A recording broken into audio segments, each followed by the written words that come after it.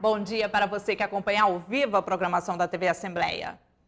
Corregedor-geral do Tribunal de Justiça, desembargador Iedo Simões, vem à Casa Legislativa para prestar contas à sociedade do processo de digitalização que vem sendo ampliado pelo órgão para garantir a universalização do acesso ao Poder Judiciário.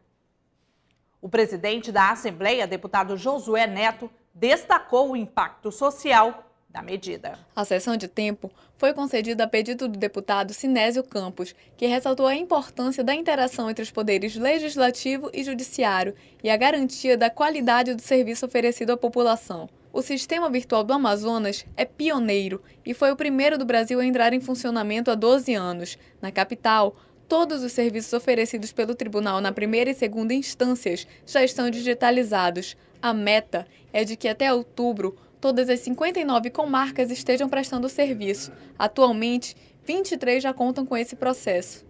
Nós estamos com um projeto de virtualização das comarcas do interior do estado. Esse é o carro-chefe para realmente aproximar as comarcas do interior aos serviços do Poder Judiciário, porque nós sabemos que o Poder Judiciário viveu secularmente conhecido o abandono que viviam as comarcas do interior. Então, hoje nós estamos com foco no interior do Amazonas, procurando levar esse nosso projeto para aproximar as pessoas, de dar realmente cidadania, a inclusão social dessas pessoas que estão abandonadas há muito tempo. O processo de digitalização desenvolvido em parceria com o Tribunal de Justiça do Paraná é chamado de Projude. Tem como foco levar dignidade ao homem do campo e tirar o interior do isolamento. O vice-presidente da OAB no Amazonas ressalta que a digitalização é de extrema importância, pois permite aos advogados que tenham acesso virtual ao processo, sem a necessidade de deslocamento a municípios distantes, o que poderia levar dias. Ela vai facilitar da feita que os advogados vão conseguir ter acesso, inclusive nos seus escritórios, ao conteúdo de processos nos mais diversos fóruns, seja nos fóruns aqui da cidade de Manaus, da Zona Norte, Zona Leste, sejam os fóruns que se localizam nos longínquos municípios do estado, como Guajará, por exemplo, próximo já do estado do Acre, sem precisar ir na comarca para ver o processo fisicamente, vai poder peticionar, fazer suas petições eletronicamente, sem necessitar a presença física na comarca. Atualmente, municípios como Envira, a 1.300 quilômetros da capital, já estão totalmente interligados ao Projude. O presidente da Casa Legislativa aproveitou a oportunidade para parabenizar o Poder Judiciário pela iniciativa e garantiu que, com a digitalização dos processos, todo o poder público será beneficiado. A informação automática ela vem para facilitar a vida das pessoas. Então, isso no setor público hoje em dia é muito importante, né? Nós precisamos nos adequar à tecnologia para poder fazer com que esses dados cheguem à população e chegue entre as instituições, né? Não só o juiz da comarca, junto ao Tribunal de Justiça, que tem sede em Manaus, como também os defensores, a própria Assembleia Legislativa. Atualmente, o Tribunal de Justiça do Amazonas tem 90 mil processos no interior e 900 mil na capital. A investigação do Ministério Público nas obras do edifício Garagem do Poder Legislativo voltou a ser repercutida no plenário Rui Araújo pelo deputado Marcelo Ramos, que cobrou celeridade da resposta da Assembleia ao órgão. Foi notificada, tem até 30 dias para se manifestar oficialmente sobre o assunto. Da tribuna da Casa, o deputado Marcelo Ramos, do PSB, pediu agilidade por parte do Poder Legislativo na resposta aos questionamentos do Ministério Público Estadual. Com uma cópia do relatório investigativo, o parlamentar lembrou que 2 engenheiros de carreira do MPE realizaram 2 perícias técnicas diferentes e que ambas concluíram a existência de irregularidade. Porém, o MPE não formalizou denúncia junto à Justiça. O subprocurador-geral do MPE, José Hamilton dos Santos, pediu agora a realização de uma 3ª perícia, dessa vez realizada pela Secretaria de Estado de Infraestrutura. O deputado Marcelo Ramos questionou o novo pedido e afirmou que irá acionar o Conselho Nacional do Ministério Público. O laudo diz que um concreto de resistência 30 foi colocado de 30 e no projeto era de 35. Só é pegar um engenheiro que entenda disso e ir lá ver na obra se a resistência é de 30 ou 35. Eu não sei, mas eu imagino que qualquer engenheiro consiga saber. O procedimento ordinário do Ministério Público seria oferecer a denúncia à Justiça. O subprocurador tomou um procedimento, no mínimo, estranho. Solicitou um novo laudo de um engenheiro da CEINFRA, que é um órgão do Estado. E eu consultarei o Conselho Nacional do Ministério Público se isso é uma rotina dentro do órgão. Se não for, oferecerei denúncia contra o subprocurador. O deputado Luiz Castro, do PPS, também pede a intervenção de um órgão diferente. Eu acho que há órgãos com muito mais independência, inclusive política, em relação a uma aferição do trabalho do Ministério Público, como o próprio CREA, Conselho Regional de Engenharia e Arquitetura, e o próprio setor de engenharia do Tribunal de Contas do Estado. O líder da maioria na Casa, deputado Chico Preto, do PSD, lembrou que a comissão formada na Casa para tratar do assunto já está preparando todas as respostas ao questionamento do Ministério Público. O presidente da Assembleia, deputado Josué Neto, alertou que o parlamento está trabalhando dentro do prazo estipulado. Que esperamos a resposta à altura para que isso possa ficar esclarecido de uma vez por todas e a Assembleia sair aí de uma nuvem de repercussão negativa, porque essa repercussão ela não é boa para o parlamento. O Ministério Público, no documento de hoje, dá um prazo de até 30 dias para que os setores possam responder os questionamentos. Então, nós ficamos muito tranquilos porque nós nos antecipamos ao pedido do Ministério Público.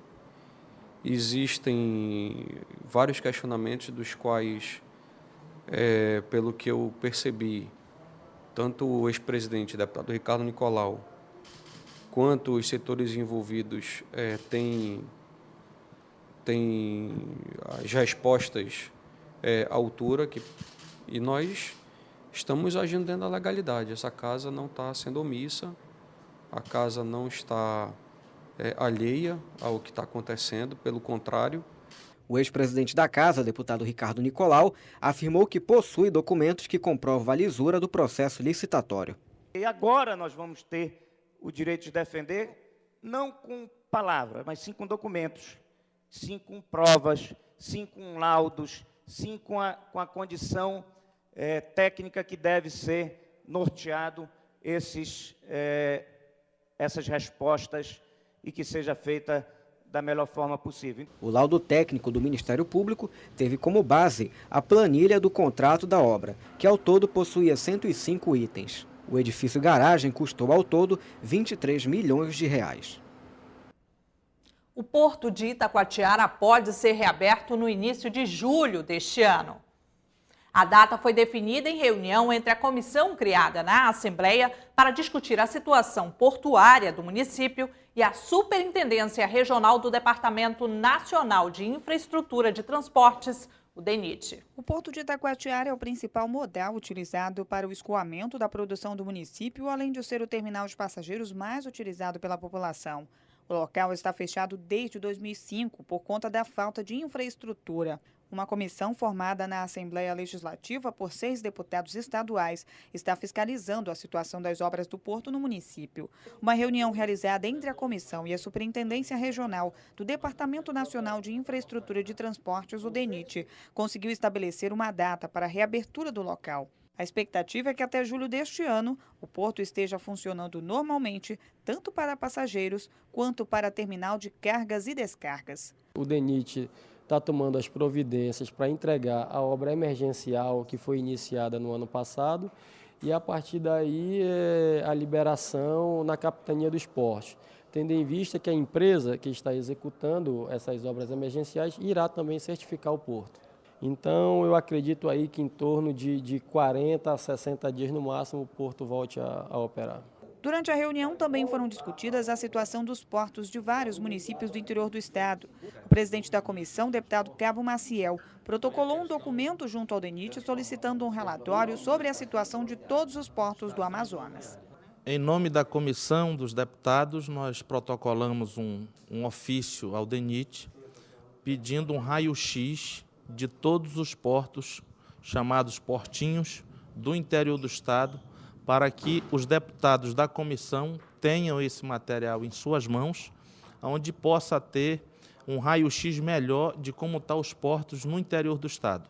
Cabo Maciel afirmou ainda que, além da reabertura do porto, um outro projeto está sendo elaborado para a construção de um terminal de cargas no município, o que deve favorecer a economia local. Já estamos trabalhando junto ao DENIT. A comissão já trabalha a possibilidade da liberação do porto, que está em operação no município, e a gente já trabalha também o novo projeto da construção de um porto, onde vai viabilizar, dando melhores acessos para a saída da M010. Hoje estamos aqui no DENIT para que a gente possa liberar, se Deus quiser, o porto para voltar a funcionar, e também já estamos trabalhando em cima do projeto da mudança do local da onde está o projeto antigo, para que o novo porto seja construído no local mais adequado. O deputado Sidney Leite também participou da discussão.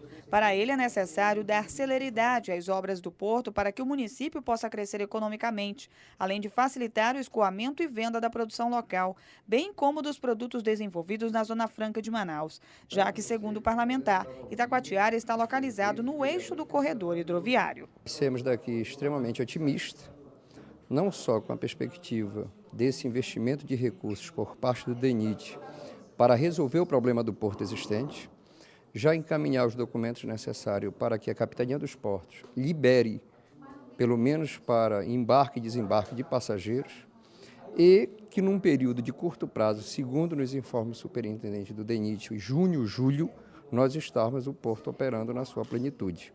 Essa é a primeira etapa da discussão. A segunda é que a gente possa ter em Itacoatiara um porto alfandegado, um porto que sirva de alternativa para os produtores do centro-oeste brasileiro, mas também para resolver parte do apagão que vive o Brasil, com escoamento de grãos, tendo uma outra alternativa ao Porto de Santos e Paranaguá. A deputada Conceição Sampaio, do PP, demonstrou preocupação com a situação de vários portos das cidades do interior do Amazonas. Segundo ela, é preciso fiscalizar e penalizar as empresas responsáveis pelos projetos e construção dos terminais portuários que apresentaram problemas na estrutura. A nossa preocupação e a preocupação do presidente da comissão, o deputado Cabo Maciel, do deputado Josué, que preside a Assembleia do Amazonas, é justamente fazer com que não só Itacoatiara, nós estamos hoje nos debruçando em relação ao município de Itacoatiara, mas essa frente parlamentar, ela é uma frente ampla, portanto nós queremos avaliar a situação dos portos no estado do Amazonas. Por que todos os portos feitos até hoje tiveram problemas? Então, tem um erro aí, não só na questão da execução, mas principalmente de projeto. Então, a intenção, ao conversar com o superintendente aqui do DENIT, foi justamente entender qual é essa empresa ou quais são essas empresas que precisam ser penalizadas. Mais uma visita deve ser realizada no próximo mês em Itacoatiara para registrar a situação do porto e levantar os principais problemas que precisam ser corrigidos. Em seguida, a comissão vai se reunir com o ministro dos Transportes em Brasília para apresentar o novo projeto do terminal de cargas para o município de Itacoatiara. Vamos agora com o quadro Sala de Imprensa.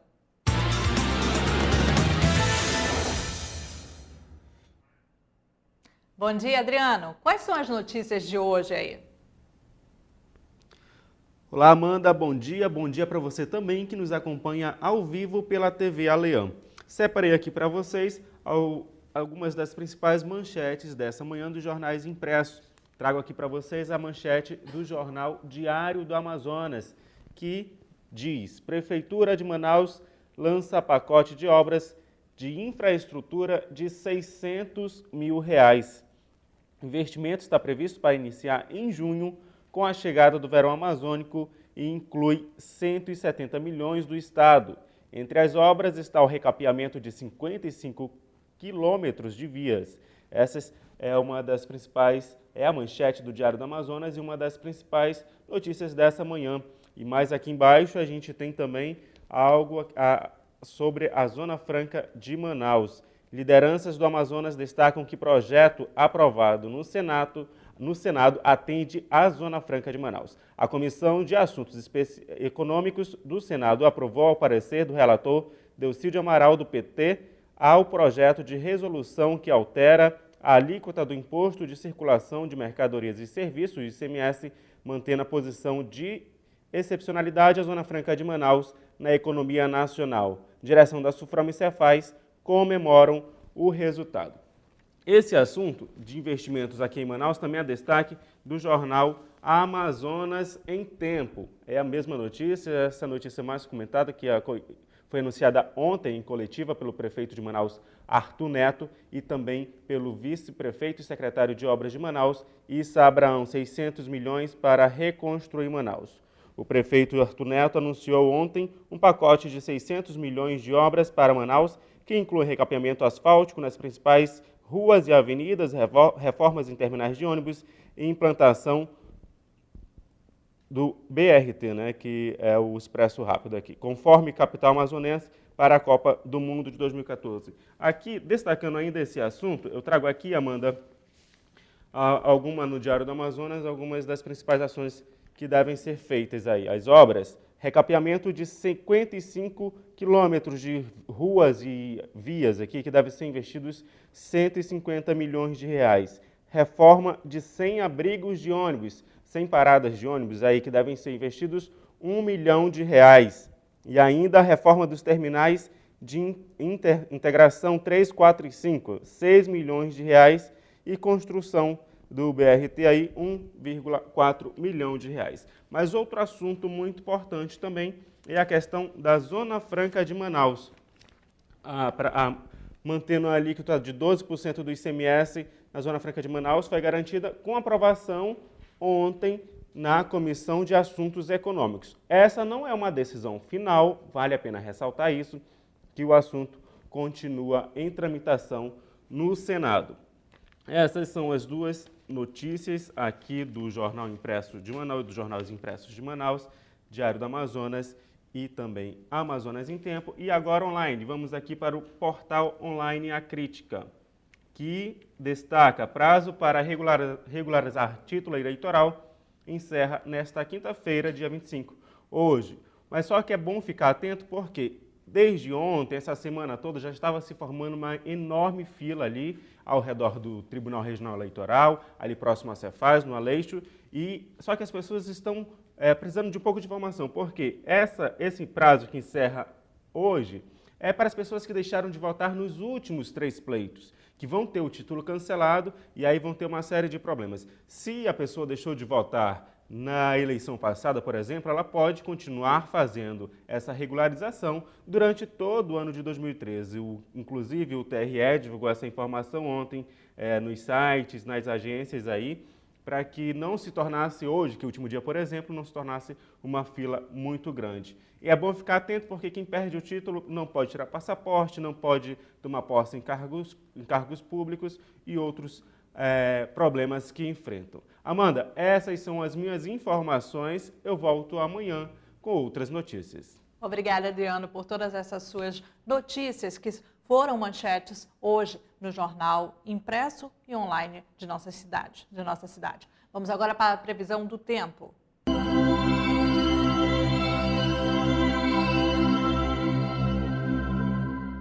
E a previsão do tempo para hoje em Manaus é de céu encoberto com chuva.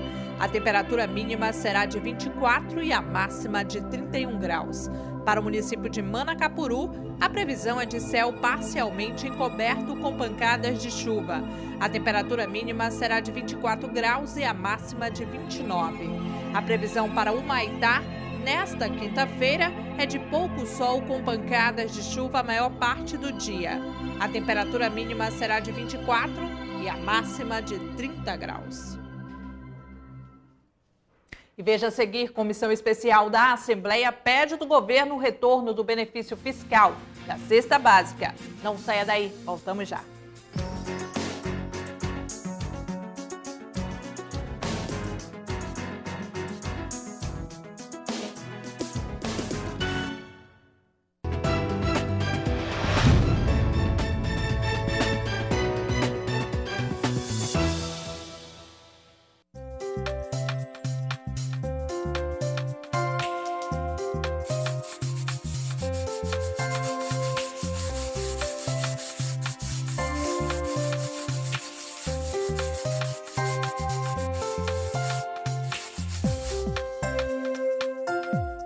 Sua parte é a intervenção que interrompe o discurso parlamentar, visando apoiar, discordar ou questionar o assunto tratado. Sua parte tem duração máxima de 5 minutos. Já a questão de ordem é toda dúvida sobre a aplicação do regimento ou da Constituição, incidente sobre ato ou fato ocorrido durante as reuniões da Assembleia.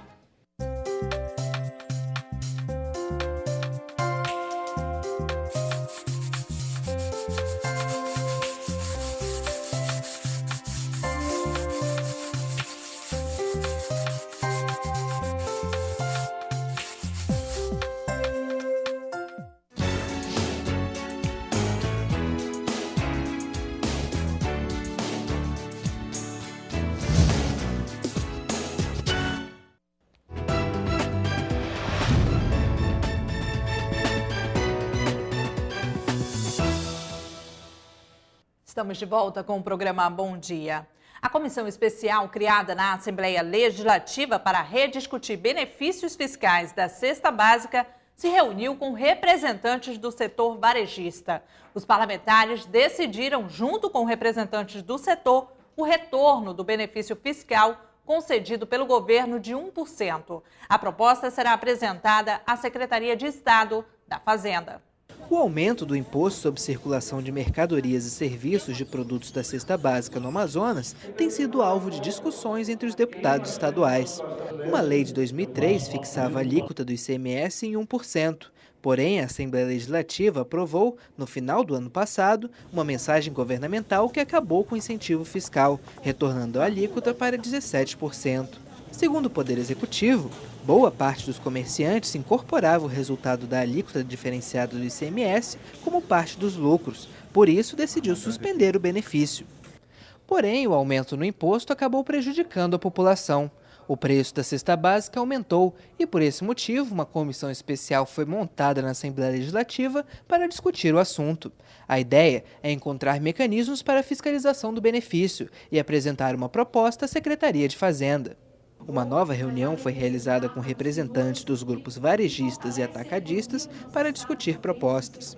Segundo os comerciantes, o antigo incentivo fiscal era sim repassado ao consumidor. Além disso, não existe interesse dos empresários em reter o valor do benefício, pois preços baixos nos itens da cesta básica servem para atrair clientes para comprar outros produtos. Nós já repassávamos antes, quando a Lei 2826 foi concebida, em 2003, com incentivo fiscal dos produtos da cesta básica, evidentemente nós já repassávamos.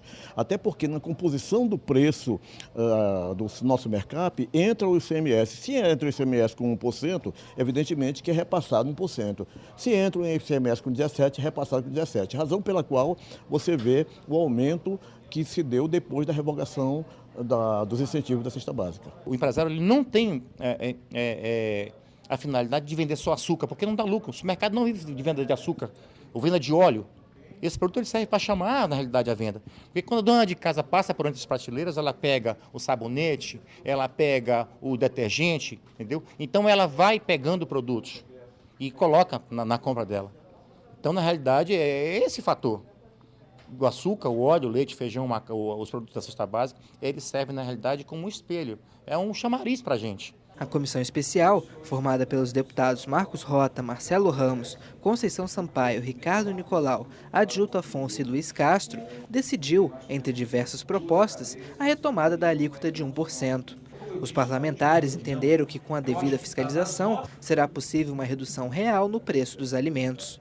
Existe uma grande expectativa por parte do governador do estado de que nós encontremos as alternativas e o mecanismo para que a sociedade possa ter a real noção de que esta redução de ICMS de 17% para 1% nos produtos que compõem a cesta básica verdadeiramente estarão atendendo o seu objetivo, que é baratear uma cesta básica de altíssimo custo na capital e também no interior do estado. Nós precisamos garantir que este programa a ser implementado, depois do entendimento com a Cefaz, com o governo do estado, ele chegue de fato à ponta, ao consumidor, e nós não podemos excluir os supermercados. E por isso essa discussão, a importância dessa essa discussão com as redes de supermercados para que eles possam aderir ao programa e esse benefício possa chegar de maneira mais efetiva ao consumidor de Manaus, como também chegar ao consumidor do interior. Vários estados brasileiros praticam 1%.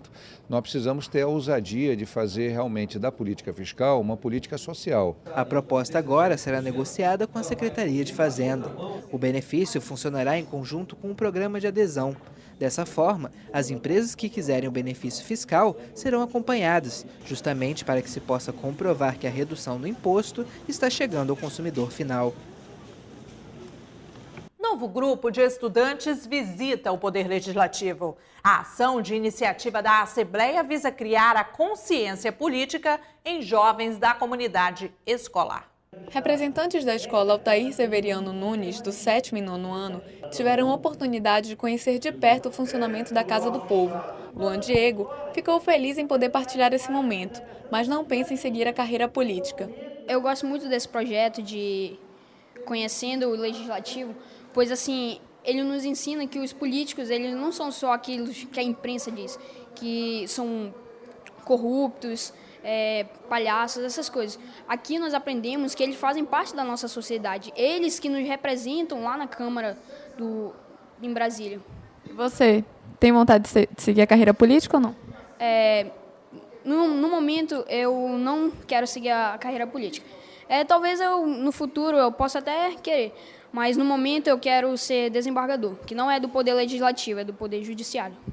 A professora de metodologia, Manuela Cerejo, que já conhecia o projeto, teve a oportunidade de trazer mais de 150 crianças e jovens para este exercício da democracia. A gente já conhecia esse programa, né, que já atua aqui no estado há alguns anos. Ano passado, inclusive, veio uma turma que não está hoje mais na escola e eles gostaram muito do que viram, do que aprenderam. E aí eu entrei em contato e consegui que eles viessem para cá assistir as palestras e entender um pouco como é que funciona o Legislativo. Jaqueline Ferretti, diretora da Escola do Legislativo, classificou como pleno exercício da democracia a participação dos jovens nas decisões políticas do país e reforçou a tendência da Casa Legislativa na condução desse processo. É a democracia viva, é a democracia sendo exercitada. A Assembleia tem essa preocupação, nós temos tido uma visão, presidentes com uma visão bem aberta da necessidade do conhecimento desses alunos e a aproximação desses alunos da Casa Legislativa. O tempo foi cedido pelo deputado Tony Medeiros, que garantiu que as ações desenvolvidas pelo Poder Legislativo são benéficas à sociedade como um todo.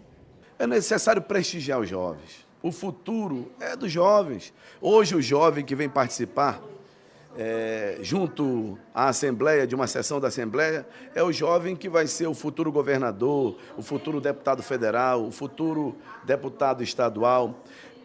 Nesse momento serve como um processo educativo. Eu acredito no jovem e eu quero até parabenizar a Assembleia quando investe justamente na Escola do Legislativo, investe na juventude. O Parlamento Jovem é desenvolvido pela Assembleia desde 2006 e já trouxe à casa mais de 10 mil alunos. E o Tribunal de Justiça do Amazonas absolveu o deputado Wilson Lisboa de 3 acusações movidas pelo Ministério Público, quando ainda era prefeito de Fonte Boa. A ação tratava de supostas irregularidades no uso e destino de mercadorias. O deputado Wilson Lisboa, do PCdoB, foi inocentado pelo Tribunal de Justiça do Amazonas de 3 acusações: omissão de prestação de contas, negativa sobre execução de lei e emprego irregular de recursos. De acordo com o Ministério Público, houve irregularidades no uso e destino de produtos administrativos e hospitalares quando o deputado ainda era prefeito de Fonte Boa. O Wilson Lisboa comemorou a decisão e afirmou que as acusações não tinham fundamento. Às vezes você é acusado sem nenhum motivo, né? Como se você fosse realmente uma pessoa que desvia dinheiro público, uma pessoa que usa o dinheiro público para se locupletar dele, coisa que, na realidade, para nós não existiu.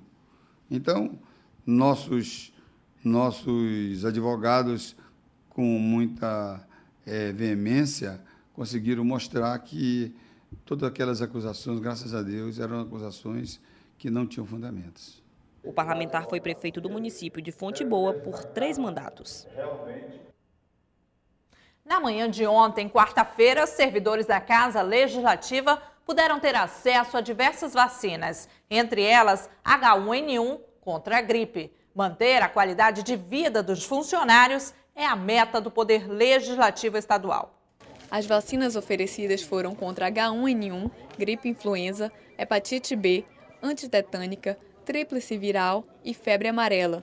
A campanha de vacinação seguiu as recomendações do Ministério da Saúde e garantiu a prevenção da gripe influenza em crianças de 6 meses a menores de 2 anos, gestantes em qualquer idade gestacional, puérperas em até 45 dias após o parto, trabalhadores de saúde e idosos com mais de 60 anos e doentes. Todos os anos nós temos buscado fazer uma campanha para fazer a imunização dos nossos colaboradores, nossos funcionários. E esse ano não tem sido diferente. Nós sabemos que nós temos o vírus da gripe circulante, ele se renova todos os anos e é importante essa vacinação para prevenir consequência da gripe, principalmente a pneumonia nos idosos.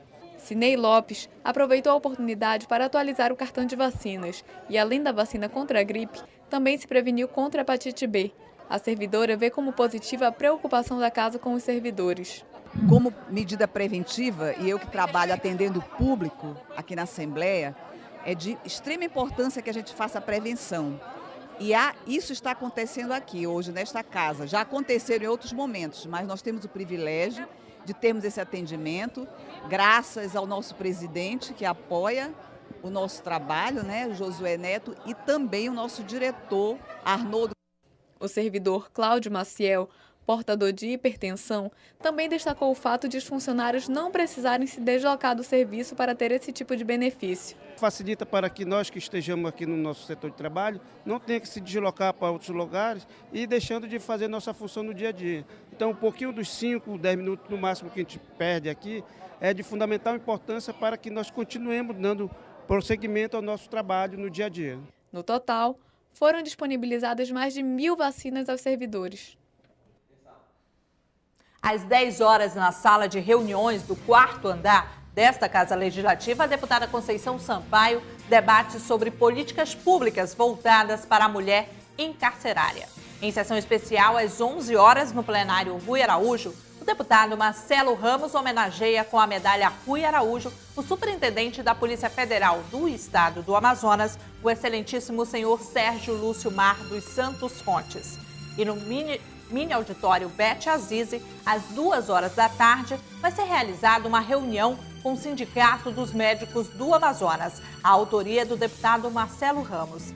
E o deputado adjunto Afonso presta homenagem em sessão especial ao profissional de contabilidade, no plenário Rui Araújo, às 2 horas da tarde.